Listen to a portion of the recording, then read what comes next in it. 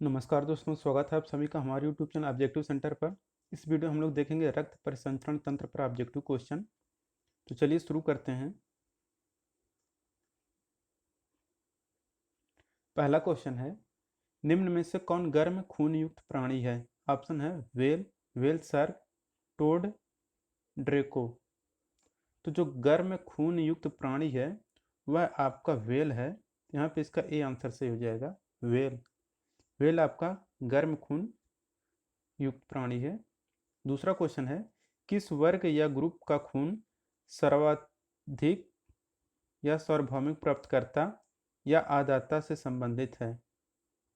Option है ए वर्ग, B वर्ग, ओ वर्ग और डी है आपका ए बी वर्ग। तो जो सार्वभौमिक प्राप्तकर्ता मतलब जो सबसे लेता है वह आपका ए बी वर्ग का होता है, और जो ओ वर्ग का रहता है यह सबको देता है। तीसरा क्वेश्चन है, लाल रक्त कोशिकाएं कोशिकीय श्वसन नहीं करती हैं क्योंकि इसमें क्या नहीं होता है, आपको बताना है। ऑप्शन है माइटोकॉन्ड्रिया, नाभिक, इंडोप्लाज्मा, रेटिकुलम, डी है आपका लाइसोसोम। तो लाल रक्त कोशिकाएं जो होती हैं यह कोशिकीय श्वसन नहीं करती हैं क्योंकि इनमें माइटोकॉन्ड्रिया नहीं होता है। तो इसका ए आंसर सही हो जाएगा, माइटोकॉन्ड्रिया नहीं होता है। चौथा क्वेश्चन है, जब रक्त वाहिकाओं में बहता है तो रक्त थक्का नहीं बनाता अथवा असफल रहता है, क्यों ऐसा होता है? इसमें क्या उपस्थित होता है जिसके कारण से रक्त का थक्का रक्त वाहिकाओं में नहीं बहता है? ऑप्शन है हिपैरिन, प्रोथ्रोम्बिन, हीमोग्लोबिन, हिरुडिन। तो देखिए, जो रक्त वाहिकाओं में जो रक्त बहता है वह थक्का नहीं बनता है, वह हिपैरिन के कारण नहीं जमता है। इसका ए आंसर सही हो जाएगा, हिपैरिन के कारण वह थक्का नहीं बनाता है। पांचवा क्वेश्चन है, हीमोग्लोबिन में सम्मिलित धातु कौन सी है? तो आपको पता होगा जो हीमोग्लोबिन रहता है उसमें आपका क्या पाया जाता है, आयरन यानी कि लोहा या फेरस। तो इसका सी आंसर से हो जाएगा, आयरन या लोहा या फेरस। छठा क्वेश्चन है कि मानव में लाल रक्त कोशिकाओं का जीवन काल कितना होता है, आपको बताना है। ऑप्शन है 120 दिन, 150 दिन, 180 दिन, 190 दिन। तो देखिए, जो लाल रक्त कोशिकाएं होती हैं इनका जीवन काल होता है 120 दिन, और जो श्वेत रक्त कणिकाएं होती हैं उनका 2.5 दिन या 2 से 3 दिन रहता है। सातवां क्वेश्चन है, मानव रक्त का पीएच मान कितना होता है? ऑप्शन है 7.2, 7.8, 6.6, 7.4। तो जो रक्त का पीएच मान रहता है यह आपका रहता है 7.4। तो इसका डी आंसर से हो जाएगा 7.4। आठवां क्वेश्चन है, रक्त के थक्के के निर्माण में किस एंजाइम का युक्तिकरण अथवा जुड़ाव होता है, यानी कि एडिशन होता है, आपको बताना है। ऑप्शन है पेप्टेज, पेप्सिन, रेनिन, एमाइलेज। तो रक्त के थक्के के निर्माण में जिस एंजाइम का जुड़ाव होता है वह एंजाइम रहता है आपका पेप्सिन। यहाँ पे इसका बी आंसर सी हो जाएगा, पेप्सिन। पेप्सिन एंजाइम के कारण रक्त के थक्का के निर्माण यानी कि जुड़ाव होता है। नौवां क्वेश्चन है, किस कशेरुकी में ऑक्सीकृत अथवा अनॉक्सीकृत रक्त मिश्रित होते अथवा पाए जाते हैं? ऑप्शन है मछली, उभयचर, पक्षी, स्तनधारी। तो जिस कशेरुकी में ऑक्सीकृत यानी कि ऑक्सीजन युक्त अथवा अनॉक्सीकृत रक्त मिश्रित होते हैं अथवा पाए जाते हैं वह आपका उभयचर होते हैं। तो इसका बी आंसर से हो जाएगा, उभयचर। 10वां क्वेश्चन है, रक्त समूह अथवा रक्त वर्ग की खोज किसके द्वारा की गई थी? तो देखिए, जो रक्त समूह अथवा रक्त वर्ग की जो खोज किया गया था यह कार्ल लैंड स्टीनर के द्वारा किया गया था। यहाँ पे इसका बी आंसर सही हो जाएगा, कार्ल लैंड स्टीनर एंड बैडस्टनर। यहाँ पे इसका बी आंसर सही हो जाएगा। यह सब एसएससी का आया हुआ क्वेश्चन है। ये देखिए, ये एसएससी एसआई में 2012 में आया था। 11 नंबर क्वेश्चन है, क्या होगा यदि एक व्यक्ति जो रक्त के असंगत या गलत रूप को प्राप्त करता है अथवा ग्रहण करता है तो क्या होता है? ऑप्शन है सभी धमनियां सिकुड़ जाती हैं, बी है आपका सभी धमनियां फैल जाती हैं, सी आपका रक्त लाल रक्त जो कोशिकाएं होती हैं उनका संयोजन हो जाता है, डी है आपका प्लीहा और जो लिम्फोनोड्स रहते हैं ये क्षरित होते हैं। तो देखिए, अगर कोई भी रक्त का गलत रूप प्राप्त कर लेता है तो उसमें क्या होता है, जो लाल रक्त कोशिकाएं होती हैं ये आपस में संयोग करने लगती हैं। तो क्या होता है, ये थक्का बनने लगता है, और जानते हैं जब थक्का बनेगा तो वो नुकसान ही पहुंचाएगा। तो इससे आपका ब्लड सर्कुलेशन रुक जाता है और आप मृत्यु भी हो सकती है। तो इसलिए करेक्ट ऑप्शन यहाँ पे इसका क्या हो जाएगा, ऑप्शन नंबर सी, लाल रक्त कोशिकाओं का संयोजन होता है। 12 नंबर क्वेश्चन है, शब्द जो आरएच फैक्टर होता है यह किससे संबंधित है? तो देखिए जो रिसस फैक्टर है वही बंदर वाला, तो इसका यहाँ पे इसका ए आंसर से हो जाएगा रिसस फैक्टर। 13 नंबर क्वेश्चन है, सामान्य वयस्क मनुष्य में लाल रक्त कोशिकाओं की गिनित संख्या कितनी होती है? ऑप्शन है 5.5 मिलियन, 5 मिलियन, 4.5 मिलियन, 4 मिलियन है। तो देखिए जो सामान्य वयस्क मनुष्य होता है उसमें जो लाल रक्त कोशिकाओं की संख्या होती है वह आपका 5.5 मिलियन लगभग होता है। तो यहाँ पे इसका करेक्ट आंसर हो जाएगा ऑप्शन नंबर ए, 5.5 मिलियन, यानी कि 1 मिलियन, आपको पता होगा कि 1 मिलियन बराबर होता है आपका 10 लाख।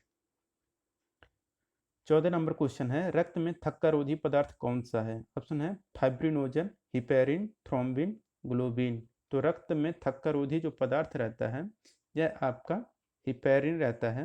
हिपेरिन के कारण क्या होता है कि जो रक्त का थक्का नहीं बनता है।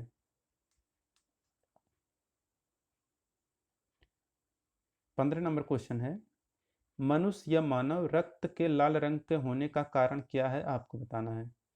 तो देखिए जो मनुष्य में लाल रंग होता है रक्त का, वह हीमोग्लोबिन के कारण होता है। यहाँ पे इसका बी आंसर से हो जाएगा, हीमोग्लोबिन के कारण जो मानव का रक्त होता है उसका रंग लाल होता है। 16 नंबर क्वेश्चन है, ऊंची जगहों अथवा ऊंचाई वाले स्थानों पर मानव शरीर में लाल रक्त कणिकाओं की संख्या क्या होगी? ऑप्शन है आकार में बढ़ेगी, आकार में घटेगी, संख्या में बढ़ेगी, संख्या में घटेगी। तो देखिए अगर हम लोग ऊंची जगहों या ऊंचे स्थानों पर मानव जो जाते हैं उनमें जो रहते हैं, तो देखिए उसमें जो मानव शरीर में जो लाल रक्त कणिकाओं की संख्या जो रहती है वह आपकी संख्या में बढ़ने लगती है।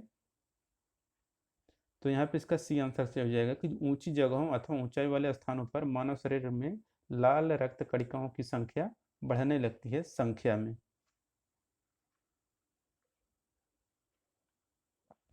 17 नंबर क्वेश्चन है, रक्त कण जो रोगों अथवा बीमारियों के प्रति प्रतिरोधकता का निर्माण करते हैं वह क्या कहलाते हैं? ऑप्शन है ल्यूकोसाइट, मोनोसाइट, न्यूट्रोफिल्स, लिम्फोसाइट। तो रक्त कण जो रोगों अथवा बीमारियों के प्रति प्रतिरोधकता का निर्माण करते हैं वह आपका ल्यूकोसाइट कहलाते हैं। तो इसका ए आंसर से हो जाएगा ल्यूकोसाइट, ऑप्शन नंबर ए यहाँ पे सही हो जाएगा। 18 नंबर क्वेश्चन है, लाल रक्त कोशिकाओं का निर्माण किसके द्वारा किया जाता है? ऑप्शन है यकृत, हार्मोन्स, अस्थिमज्जा, हृदय। तो देखिए जो लाल रक्त कणिकाओं का निर्माण होता है यह आपका अस्थिमज्जा में होता है। यहाँ पे इसका सी आंसर से हो जाएगा अस्थिमज्जा में, लाल रक्त कणिकाओं का निर्माण अस्थिमज्जा में होता है। अब है 19 नंबर का क्वेश्चन, कौन ऊतक का उदाहरण नहीं है? तो यहाँ पे देखिए कौन सा वेन, रक्त, यकृत और पेट। तो कौन ऊतक का उदाहरण है? तो देखिए जो रक्त होता है यह आपका ऊतक होता है। तो इसका बी आंसर से हो जाएगा रक्त। 20 नंबर क्वेश्चन है, हीमोग्लोबिन मुख्य निर्माणकर्ता या निर्माणक कौन है? तो हीमोग्लोबिन का जो निर्माण करता है यह आपका रहता है लाल रक्त कोशिका। तो इसका ए आंसर से हो जाएगा लाल रक्त कोशिका। 21 नंबर क्वेश्चन है, यह सब एसएससी के प्रीवियस ईयर में आए हुए सब क्वेश्चन हैं, आप लोग इसे अच्छे से पढ़ लीजिए, यही बार बार रिपीट होता है। यह आपका समझ लीजिए आपका क्विक रिवीजन है, जल्दी जल्दी आप लोग तो सब पढ़ ही चुके होंगे, बस रिवीजन कर लीजिए जल्दी जल्दी से। 21 नंबर क्वेश्चन है, सार्वत्रिक प्रदाता अथवा सार्वभौमिक दाता वर्ग समूह वाले जन अथवा मानव हैं? तो देखिए सार्वभौमिक दाता, तो देखिए जो सबको देता है, तो सबको देता कौन है? ऑप्शन नंबर सी, ओ जो रहता है यह सार्वभौमिक दाता कहलाता है। और जो ए बी रहता है ऑप्शन नंबर डी, यह आपका रहता है सर्वग्राही। यहाँ पे इसका सी आंसर सही हो जाएगा। 22 नंबर क्वेश्चन है, रक्त में उपस्थित तत्व हैं? तो रक्त में जो उपस्थित तत्व रहता है वह आपका आयरन होता है। तो यहाँ पे इसका डी आंसर से हो जाएगा, आयरन, लोहा या फेरस। 23 नंबर क्वेश्चन है, ए बी रक्त समूह के व्यक्ति किस रक्त समूह के व्यक्ति से रक्त ले सकता है। तो देखिए, जो ए बी रक्त समूह वाला व्यक्ति है, यह क्या कर सकता है कि सभी से सर्वग्राही होता है यह, तो यह क्या करता है, सभी ग्रुप से अपना ले सकता है खून। तो यहाँ पे ए बी समूह से भी ले सकता है, ए वाले से भी ले सकता है, बी वाले से भी ले सकता है और ओ वाले से भी ले सकता है। यहाँ पे इसका डी आंसर से हो जाएगा, कोई भी समूह का यह ले सकता है। 24 नंबर क्वेश्चन है, निम्न में से कौन सी रक्त कोशिका रक्त के जमने अथवा थक्का का निर्माण के लिए आवश्यक होती है। ऑप्शन है प्लेलेट्स, लाल रक्त कणिका, श्वेत रक्त कणिका, लिम्फोसाइट। तो जो रक्त कोशिका रक्त के जमने अथवा थक्का का निर्माण के लिए आवश्यक होती है वह आपका प्लेलेट्स रहता है। तो इसका ए आंसर से हो जाएगा प्लेलेट्स।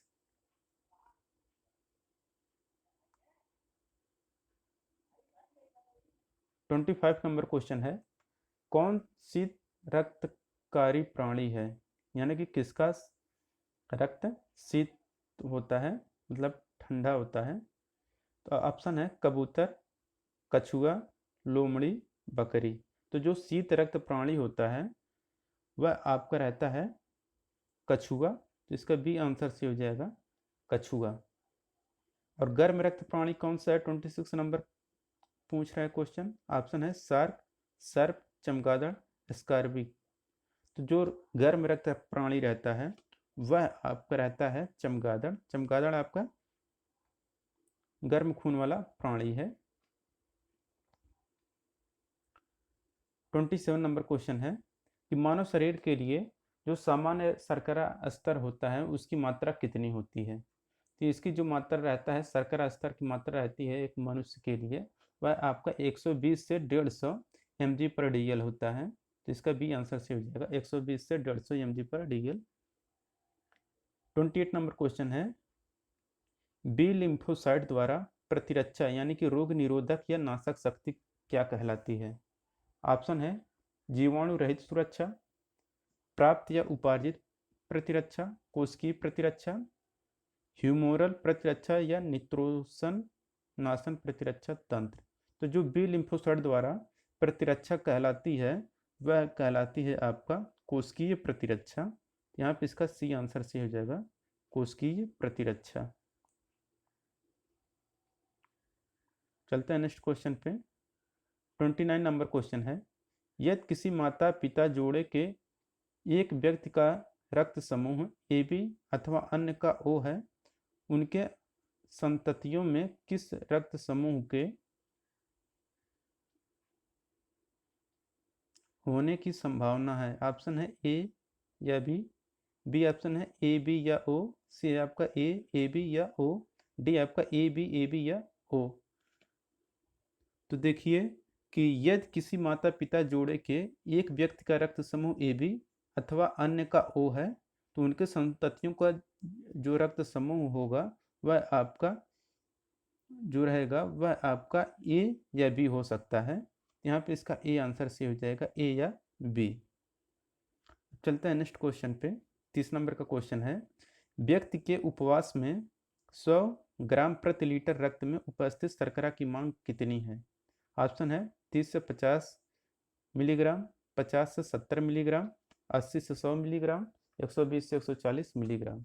तो व्यक्ति के उपवास में 100 ग्राम प्रति लीटर रक्त में उपस्थित शर्करा की जो मांग रहती है वह आपका 80 से 100 मिलीग्राम रहता है। यहाँ पे इसका सी आंसर सही हो जाएगा 80 से 100 मिलीग्राम। अब एक 31 नंबर क्वेश्चन है, रक्तदाब को मापने वाला यंत्र या उपकरण क्या कहलाता है। तो देखिए, पहला है आपका बैरोमीटर। बैरोमीटर द्वारा क्या नापा जाए, वायुमंडलीय दाब नापा जाता है। स्पेरोमीटर आपका स्वयंयापी है, स्वयंमापी। स्फिग्नोमीटर मीटर द्वारा जो रहता है स्फिग्नोमैनोमीटर, इसके द्वारा हम लोग क्या नापते हैं, रक्त का दाब मापते हैं। यहाँ पे इसका सी आंसर से हो जाएगा, स्फिग्नोमैनोमीटर द्वारा हम लोग रक्त का दाब मापते हैं। 32 नंबर क्वेश्चन है, उच्च रक्तचाप शब्द का उपयोग किसके लिए होता है। ऑप्शन है हृदय गति दर बढ़ाने के लिए, हृदय गति दर घटाने के लिए, रक्त में कमी, रक्तदाब में वृद्धि। तो देखिए जो रहता है उच्च रक्तचाप, ये उच्च रक्तचाप जो शब्द है यह रक्तदाब में वृद्धि के लिए होता है, तो इसका डी आंसर से हो जाएगा रक्तदाब में वृद्धि। 33 नंबर क्वेश्चन है, मनुष्य के रक्त में उपस्थित शर्करा की मात्रा क्या है? ऑप्शन है सुक्रोज, ग्लूकोज, फ्रक्टोज, लैक्टोज। तो जो मनुष्य रहता है उसके रक्त में जो उपस्थित शर्करा की मात्रा रहती है वह आपका ग्लूकोज रहता है, यहाँ पे इसका बी आंसर से हो जाएगा ग्लूकोज। 34 नंबर क्वेश्चन है, हाइपोग्लाइसीमिया का संदर्भ किससे है? ऑप्शन है रक्त में उच्च लवण सांद्रता, उच्च रक्त शर्करा स्तर, उच्च रक्तचाप, रक्त में निम्न शर्करा स्तर। जो हाइपोग्लाइसेमिया रहता है इसका जो संदर्भ है यह है आपका कि रक्त में निम्न शर्करा स्तर का होना, तो यहाँ पे इसका डी आंसर से हो जाएगा रक्त में निम्न शर्करा स्तर का होना। 35 नंबर क्वेश्चन है, निम्न में से सबसे अच्छा कोलेस्ट्रॉल कौन सा है? कोलेस्ट्रॉल सबसे अच्छा कौन सा होता है आपको बताना है। ऑप्शन है VLDL, LDL, HDL, ट्राइग्लासराइड्स। तो जो सबसे अच्छा कोलेस्ट्रॉल होता है वह आपका HDL रहता है, यहाँ पे इसका सी आंसर से हो जाएगा HDL। 36 नंबर क्वेश्चन है, किस वैज्ञानिक ने सबसे पहले रक्त परिसंचरण की व्याख्या की? ऑप्शन है Leeuwenhoek, William Harvey, Gregor John Mendel और है रोनाल्ड रास। तो जिस वैज्ञानिक ने सबसे पहले रक्त परिसंचरण तंत्र की खोज की थी वह विलियम हार्वे थे, तो यहाँ पे इसका करेक्ट आंसर हो जाएगा ऑप्शन नंबर बी, रक्त परिसंचरण तंत्र की खोज विलियम हार्वे ने किया था। 37 नंबर क्वेश्चन है, जब नाइट्रोजन युक्त अपशिष्ट रक्त में एकत्रित हो जाता है तो कौन सा अंग कार्य नहीं करता है? ऑप्शन है यकृत, फेफड़ा, वृक्क, हृदय। तो जब नाइट्रोजन युक्त अपशिष्ट रक्त में अब एकत्रित हो जाता है तो जो आपका वृक्क रहता है यह आपका कार्य नहीं करता है, तो यहाँ पे इसका सी आंसर से हो जाएगा वृक्क। 38 नंबर क्वेश्चन है, ऑक्सीकृत रक्त यकृत तक कौन सी रक्त नलिका ले जाती है? ऑप्शन है कोरोनरी धमनी, पल्मोनरी धमनी, करोटिड धमनी, हिपैटिक धमनी। तो ऑक्सीकृत रक्त यकृत तक जो रक्त नलिका ले जाती है वह कहलाता है आपका हिपैटिक धमनी, तो इसका डी आंसर से हो जाएगा हिपैटिक धमनी होता है वह।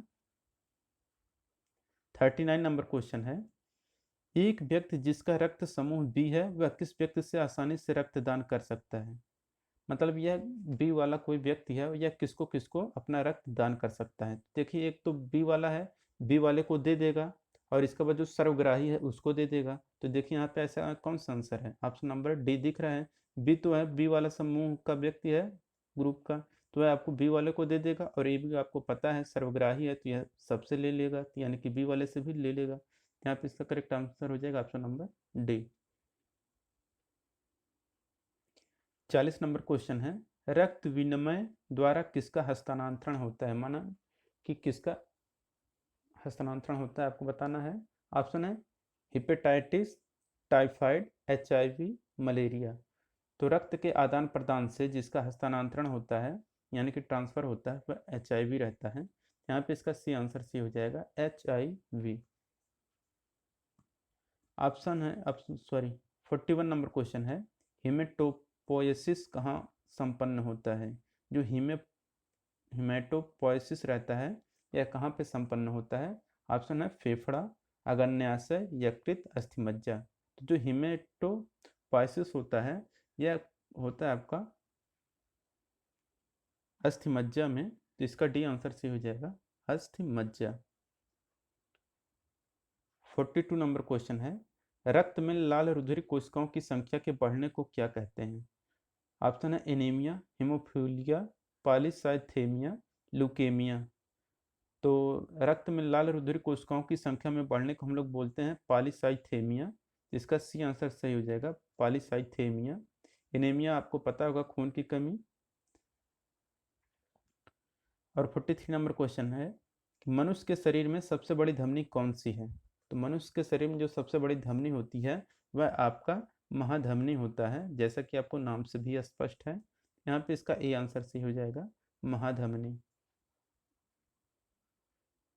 44 नंबर क्वेश्चन है, जो कि एसएससी सीजीएल 2016 में आया था, कि रक्त का लाल रंग किसकी उपस्थिति के कारण होता है। ऑप्शन है साइटोक्रोम, क्लोरोफिल, हीमोसाइनिन, हीमोग्लोबिन। तो जो रक्त का लाल रंग होता है यह आपका हीमोग्लोबिन के कारण लाल होता है। तो क्लोरोफिल आपको पता हो, ये पेड़ पौधे में जो हरा रंग होता है। 45 नंबर क्वेश्चन है, सार्वभौमिक दाता कौन सा रक्त समूह होता है। तो देखिए जो सार्वभौमिक दाता रहता है यह आपका रहता है ओ ग्रुप का, और सर्वग्राही जो रहता है वह आपका ए बी ग्रुप रहता है। चलते हैं नेक्स्ट क्वेश्चन पे। 46 नंबर क्वेश्चन है, निम्न में से हीमोफीलिया का लक्षण क्या है। तो देखिए जो हीमोफीलिया बीमारी होते हैं इसमें क्या होता है कि आपका रक्त का थक्का नहीं बनता है। तो यहाँ पे इसका बी आंसर से हो जाएगा कि हीमोफीलिया का बीमार जो लक्षण रहता है इसमें रक्त का थक्का नहीं बनता है। 47 नंबर क्वेश्चन है, निम्न में से किसकी हीमोग्लोबिन की बंधुता ज़्यादा होती है। तो देखिए हीमोग्लोबिन की जो बंधुता सबसे ज़्यादा होता है यह आपका कार्बन मोनोऑक्साइड रहता है। यहाँ पे इसका सी आंसर सी हो जाएगा, कार्बन मोनोऑक्साइड। चलते हैं नेक्स्ट क्वेश्चन पे। 48 नंबर का क्वेश्चन है, हृदय में संकुचन किसके नाम से जाना जाता है। ऑप्शन है सिस्टोल, एरिस्टोल, डायस्टोल, लब। तो देखिए जो हृदय में जो संकुचन होता है उससे हम लोग बोलते हैं सिस्टोल, तो इसका ए आंसर से हो जाएगा सिस्टोल। और जब ये फैलता है तो इसको हम लोग बोलते हैं डायस्टोल बोलते हैं। और ये जो लब है ये इसकी आवाज़ होती है, जो हृदय की मतलब आवाज़ आती है यह आपका लबडब आवाज़ आता है। अब 49 नंबर क्वेश्चन है, निम्न में से कौन रक्त संचरण में मदद करता है। ऑप्शन है एरिथ्रोसाइट, प्लेलेट्स, मोनोसाइट, लिम्फोसाइट। तो जो रक्त संचरण में मदद करता है वह आपका रहता है लिम्फोसाइट, सॉरी प्लेलेट, हाँ लिम्फोसाइट सही है। यहाँ पे लिम्फोसाइट रक्त संचरण में आपका लिम्फोसाइट रहता है, मदद करता है। यहाँ पे इसका डी आंसर से हो जाएगा। चलते हैं नेक्स्ट क्वेश्चन पे। 50 नंबर क्वेश्चन है, निम्न में से कौन सी रक्त कोशिकाएं रक्त के थक्का बनाने के लिए जरूरी हैं। ऑप्शन है प्लेलेट्स, लाल रक्त कणिका, श्वेत रुधिर कणिका, लिम्फोसाइट। तो रक्त कोशिकाएं जो रक्त के थक्का बनाने के लिए जरूरी होता है यह आपका प्लेलेट्स रहता है। तो इसका ये आंसर से हो जाएगा प्लेलेट्स। 51 नंबर क्वेश्चन है, कौन सी रक्त कोशिकाएं बीमारी के खिलाफ प्रतिरोध करने में मदद करती हैं। तो देखिए जो रहता है कि रक्त कणिकाएं बीमारी के खिलाफ प्रतिरोध करने में मदद करता है वह आपका ल्यूकोसाइट रहता है। तो यहाँ पे देखिए ऑप्शन क्या है, यहाँ पे आपका ल्यूकोसाइट ऑप्शन दिख रहा है, तो यहाँ पे आपका ल्यूकोसाइट करेक्ट आंसर हो जाएगा। 52 नंबर क्वेश्चन है, शरीर का कौन सा अंग कभी आराम नहीं करता है। ऑप्शन है आँख, अग्न्याशय, यकृत, हृदय। तो शरीर का जो अंग कभी भी आराम नहीं करता है वह आपका हृदय रहता है, हार्ट रहता है। तो इसका डी आंसर से हो जाएगा हृदय। 53 नंबर क्वेश्चन है, रक्तदाब से संबंधित है, कौन सा रक्तदाब से संबंधित है। ऑप्शन है यकृत, वृषण, अग्न्याशय, अधिवृक्क। तो जो रक्तदाब से संबंधित है वह आपका है अधिवृक्क। यहाँ पे इसका डी आंसर से हो जाएगा अधिवृक्क। 54 नंबर क्वेश्चन है, किस प्राणी में खुला रक्त परिसंचरण तंत्र पाया जाता है। ऑप्शन है सिलेट्रॉन, स्पंजसील, सीडोसिल, हीमोसिल। तो जो खुला रक्त परिसंचरण तंत्र पाया जाता है यह हीमोसील में पाया जाता है। यहाँ पे इसका डी आंसर से हो जाएगा हीमोसील। 55 नंबर क्वेश्चन है, रक्त का द्रवित भाग जिसमें कणिकाएं पाई जाती हैं क्या कहलाती हैं। ऑप्शन है ऊतक द्रव, प्लाज्मा, सीरम, लिम्फ। तो रक्त का द्रवित भाग जिसमें कणिकाएं पाई जाती हैं वह सीरम कहलाता है। तो इसका सी आंसर से हो जाएगा सीरम। 56 नंबर क्वेश्चन है, निम्न में से कौन सा विटामिन रक्त का थक्का जमाने में मदद करता है। तो रक्त का थक्का जमाने में मदद करता है यह आपका रहता है विटामिन के। यहाँ पे इसका डी आंसर से हो जाएगा विटामिन के। चलते हैं नेक्स्ट क्वेश्चन पे। ईसीजी किसके कार्य को दर्शाता है? ऑप्शन है मस्तिष्क, हृदय, फेफड़ा, वृक्क। तो ईसीजी मतलब इलेक्ट्रोकार्डियोग्राफ जो रहता है यह आपका हृदय से संबंधित होता है। यहाँ पे इसका बी आंसर से हो जाएगा हृदय। ईसीजी मतलब इलेक्ट्रोकार्डियोग्राफ। 58 नंबर क्वेश्चन है, रक्त नलिकाओं की त्रिज्या कम होने पर रक्तदाब पर क्या प्रभाव पड़ता है? तो देखिए, अगर रक्त नलिकाओं की त्रिज्या कम कर देंगे तो जो रक्त का दाब होगा वह आपका बढ़ जाता है। यहाँ पे इसका करेक्ट आंसर हो जाएगा ऑप्शन नंबर ए, बढ़ता है, रक्तदाब बढ़ जाता है जब त्रिज्या कम होगा। 59 नंबर क्वेश्चन है, मानव के शरीर में अपर्याप्त मात्रा में रक्त की आपूर्ति को क्या कहते हैं? तो अपर्याप्त मात्रा में रक्त की आपूर्ति को हम लोग बोलते हैं इस्केमिया। यहाँ पे इसका ए आंसर से हो जाएगा इस्केमिया। आरएच फैक्टर जो होता है यह क्या दर्शाता है? तभी ये क्वेश्चन पहले भी आ चुका है, यह आपका रिसस कारक होता है। तो यहाँ पे इसका ए आंसर से हो जाएगा रिसस कारक। 61 नंबर क्वेश्चन है, सामान्य रक्तदाब क्या होता है? तो देखिए, जो सामान्य रक्तदाब होता है वह 80/120 mmHg होता है। तो इसका ये आंसर से हो जाएगा 80/120 mmHg।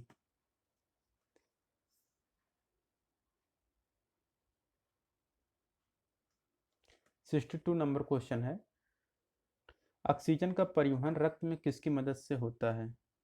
ऑप्शन है एरिथ्रोसाइट, थ्रोम्बोसाइट, लिम्फोसाइट, ल्यूकोसाइट। तो जो ऑक्सीजन का परिवहन होता है यह आपका होता है एरिथ्रोसाइट के द्वारा होता है। तो यहाँ पे इसका ए आंसर से हो जाए एरिथ्रोसाइट की मदद से होता है ऑक्सीजन का परिवहन रक्त में। 63 नंबर क्वेश्चन है, रक्त दाब उच्च होता है। ऑप्शन है अलिंद में, धमनी में, शिरा में, नीले में। तो रक्त दाब जो उच्च होता है यह आपका धमनी में होता है। यहाँ पे इसका बी आंसर से हो जाएगा धमनी। 64 नंबर क्वेश्चन है, कौन सी रक्त कोशिकाएं वृक्क तक रक्त ले जाती हैं? ऑप्शन है गुर्दे की धमनी, यकृत की धमनी, फेफड़े की धमनी, मन्या धमनी। तो जो रक्त कोशिकाएं वृक्क तक रक्त ले जाती हैं वह आपका गुर्दे का धमनी रहता है। तो इसका ए आंसर से हो जाएगा गुर्दे का धमनी। 65 नंबर क्वेश्चन है, कौन सी नलिका रक्त को फेफड़े तक ऑक्सीकरण के लिए ले जाती है? ऑप्शन है फेफड़ों की धमनियाँ, फेफड़ों की शिराएं, फेफड़ों की धमनी शिरा जोड़, डी है आपका दायां निलय। यह आपका एसएससी कंबाइंड मैट्रिक लेवल 2006 में आया था। तो नलिका रक्त को फेफड़ों तक ऑक्सीजन के लिए ले जाती है वह आपका रहता है फेफड़े की धमनियाँ। तो जो फेफड़े की धमनियाँ रहती हैं यह रक्त को फेफड़ों तक ऑक्सीजन के लिए ले जाती हैं। 66 नंबर क्वेश्चन है, निम्न में से किसे लाल रक्त कणिकाओं का कब्रिस्तान कहा जाता है? ऑप्शन है यकृत, प्लीहा, मस्तिष्क, हृदय। तो लाल रक्त कणिकाओं को कब्रिस्तान जो कहा जाता है यह प्लीहा को कहा जाता है। यहाँ पे इसका बी आंसर से हो जाएगा प्लीहा। 67 नंबर क्वेश्चन है, लाल रक्त कणिकाओं की अनुमानित जीवन काल कितना होता है? तो देखिए, जो लाल रक्त कणिका होती हैं इनका जो अनुमानित जीवन काल होता है यह आपका 100 से 120 दिन होता है। होता तो रियल में है जो 120 दिन के आसपास होता है, लेकिन यहाँ पे 100 से 120 यहाँ पे रेंज दे दिया है, तो यहाँ पे 100 से 120 हो जाएगा। और अगर यही रहता श्वेत रक्त कणिका, या 2 से 3 दिन हो जाता है, या 2.5 दिन, आपको जो ऑप्शन मिलता है। 68 नंबर क्वेश्चन है, वयस्क व्यक्ति में सामान्य रक्त का आयतन कितना होता है? तो जो स्वस्थ व्यक्ति रहता है सामान्यतः उसके शरीर में जितना खून रहता है वह आसपास 5 लीटर के रहता है। यहाँ पे इसका सी आंसर से हो जाएगा 5 लीटर। 69 नंबर क्वेश्चन है, सबसे बड़ी श्वेत रुधिर कणिका कौन सी होती है? ऑप्शन है आपका लिम्फोसाइट, मोनोसाइट, थ्रोम्बोसाइट, एरिथ्रोसाइट। तो शरीर की सबसे बड़ी जो श्वेत रुधिर कणिका होती है वह आपका मोनोसाइट होता है। यहाँ पे इसका बी आंसर से हो जाएगा मोनोसाइट।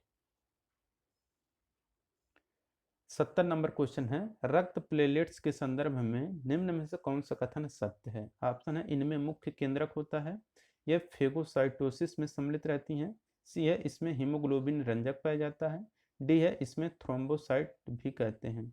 तो जो रक्त प्लेटलेट्स रहता है इसे हम लोग क्या बोलते हैं? थ्रोम्बोसाइट भी बोलते हैं, जिसका डी आंसर सही हो जाएगा, इन्हें थ्रोम्बोसाइट भी कहते हैं। 71 नंबर क्वेश्चन है, निम्न में से कौन अनाक्सीकृत रक्त शरीर के विभिन्न भागों से हृदय तक ले जाती है? ऑप्शन है सिरा, धमनी, नाड़ी, फेफड़ा।